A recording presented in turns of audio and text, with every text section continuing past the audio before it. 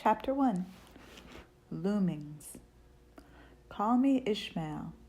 Some years ago, never mind how long precisely, having little or no money in my purse and nothing particular to interest me on shore, I thought I would sail about a little and see the watery part of the world.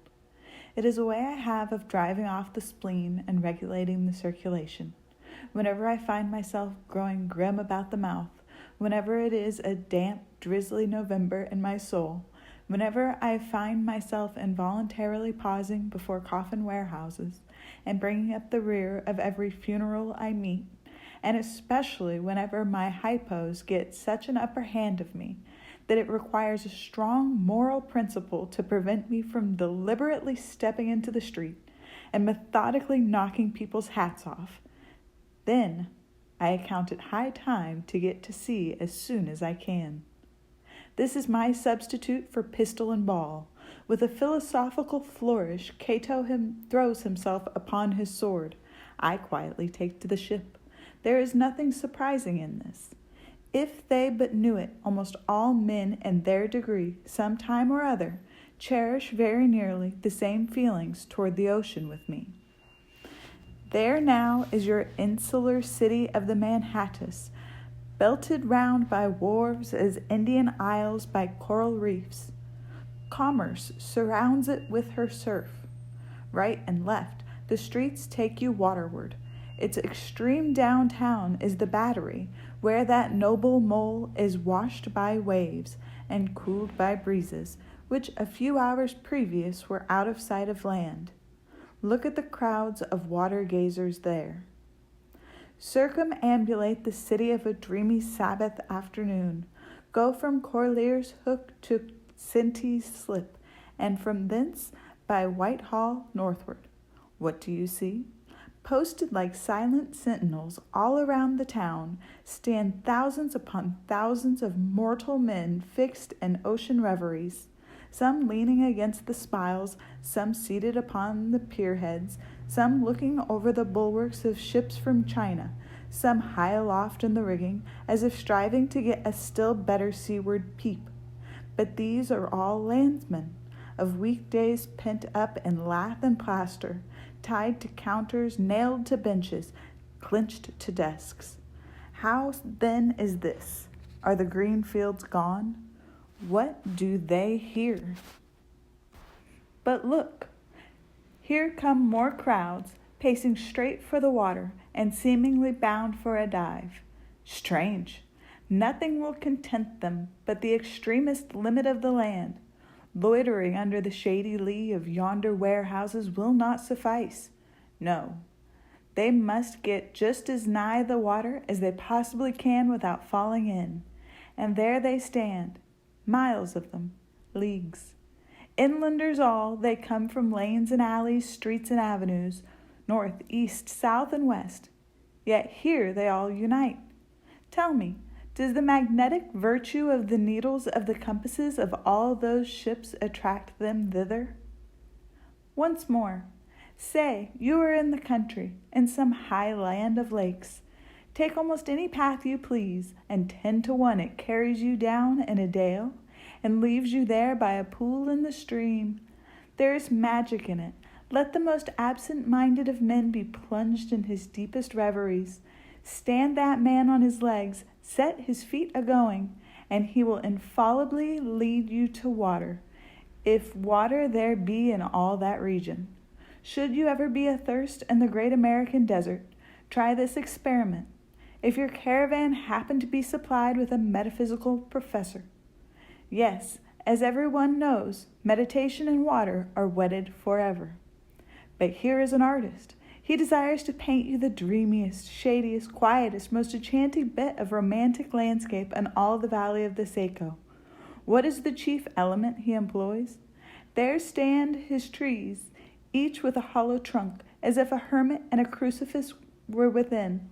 And here sleeps his meadow, and there sleep his cattle, and up from yonder cottage goes a sleepy smoke. Deep into distant woodlands winds a mazy way, reaching to overlapping spurs of mountains bathed in their hillside blue. But though the picture lies thus tranced, And though this pine tree shakes down its sighs like leaves upon this shepherd's head, yet all were vain, unless the shepherd's eye were fixed upon the magic stream before him. Go visit the prairies in June, when for scores on scores of miles you wade knee-deep among tiger lilies. What is the one charm wanting? Water. There is not a drop of water there. Were Niagara but a cataract of sand, would you travel your 1,000 miles to see it? Why did the poor poet of Tennessee, upon suddenly receiving 2 handfuls of silver, deliberate whether to buy him a coat, which he sadly needed, or invest his money in a pedestrian trip to Rockaway Beach? Why is almost every robust, healthy boy with a robust, healthy soul in him at some time or other crazy to go to sea? Why, upon your first voyage as a passenger, did you yourself feel such a mystical vibration when first told that you and your ship were now out of sight of land? Why did the old Persians hold the sea holy? Why did the Greeks give it a separate deity and make him the own brother of Jove?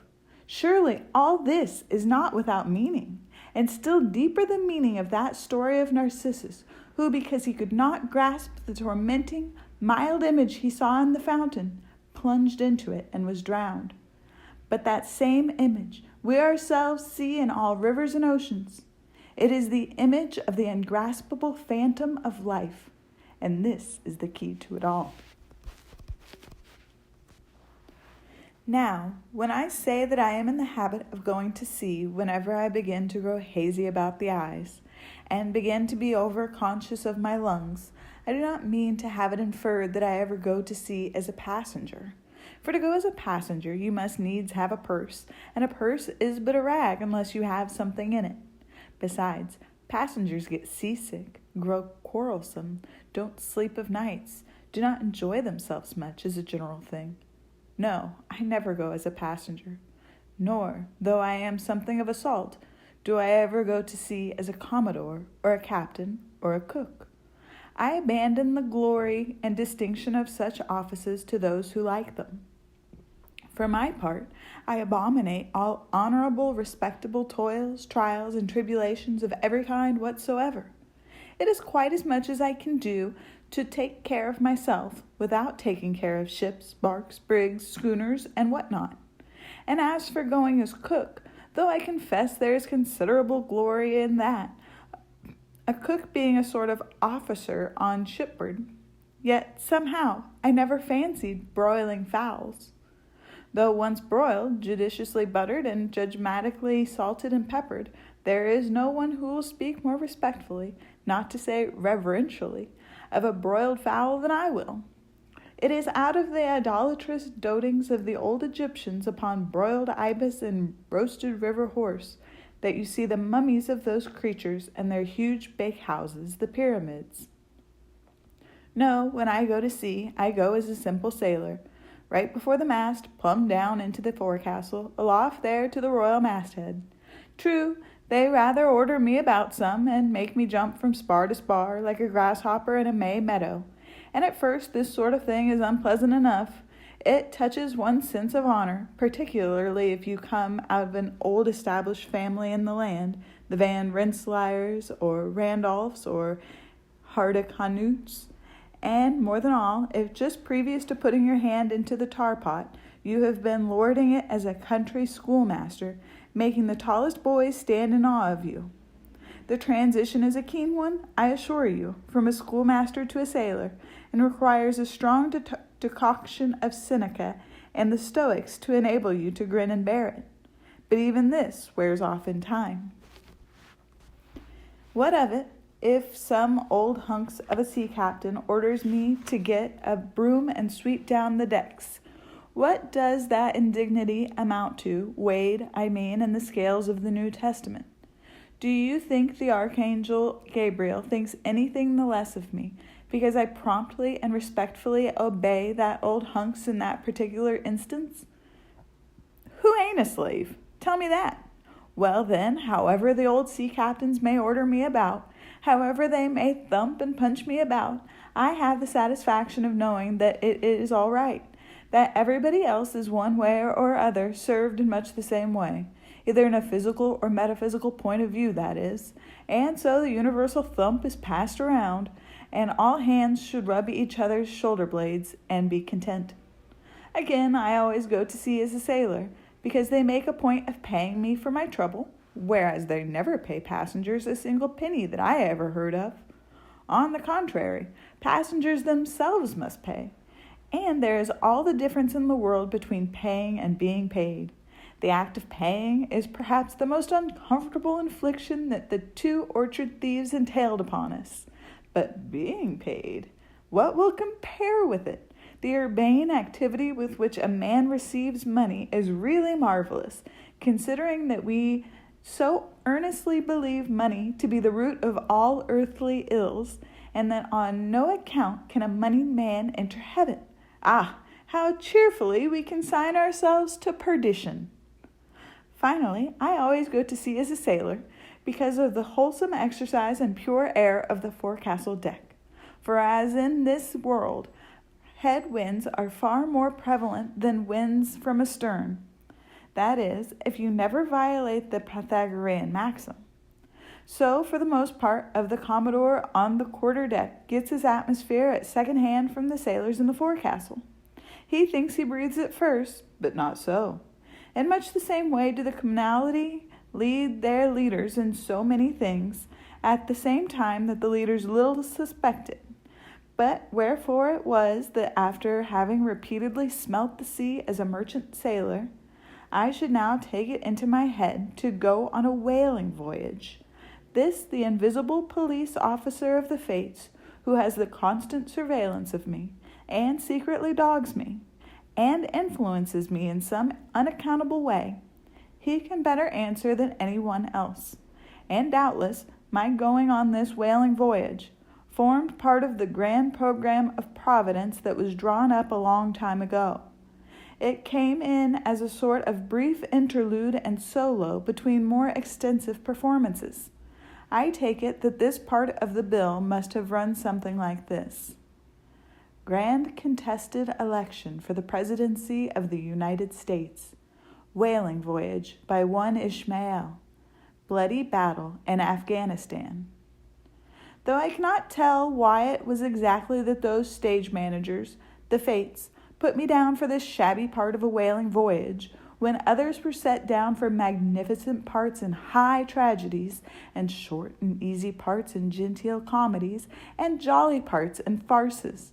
Though I cannot tell why this was exactly, yet, now that I recall all the circumstances, I think I can see a little into the springs and motives which, being cunningly presented to me under various disguises, induced me to set about performing the part I did, besides cajoling me into the delusion that it was a choice resulting from my own unbiased free will and discriminating judgment. Chief among these motives was the overwhelming idea of the great whale himself. Such a portentous and mysterious monster roused all my curiosity. Then the wild and distant seas where he rolled his island bulk, the undeliverable, nameless perils of the whale. These, with all the attending marvels of 1,000 Patagonian sights and sounds, helped to sway me to my wish. With other men, perhaps, such things would not have been inducements. But as for me, I am tormented with an everlasting itch for things remote. I love to sail forbidden seas and land on barbarous coasts. Not ignoring what is good, I am quick to perceive a horror, and could still be social with it, would they let me, since it is but well to be on friendly terms with all the inmates of the place one lodges in.